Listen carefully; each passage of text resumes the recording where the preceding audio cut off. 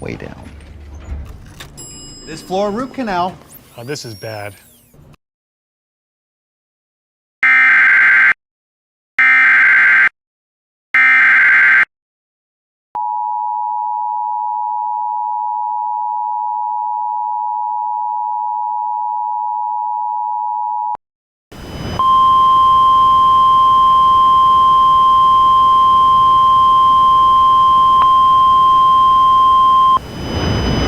Flash flood emergency for Knoxville, Tennessee and Greater Knox County. The National Weather Service in Morristown has issued a flash flood warning for Knox County until 1:30 p.m. At 10:36 a.m., emergency management reported heavy rain across the warned area. Up to 3 inches of rain have already fallen over the last 3 to 4 hours, with an additional 1 to 2 inches possible over the next 2 hours. Flash flooding is already occurring.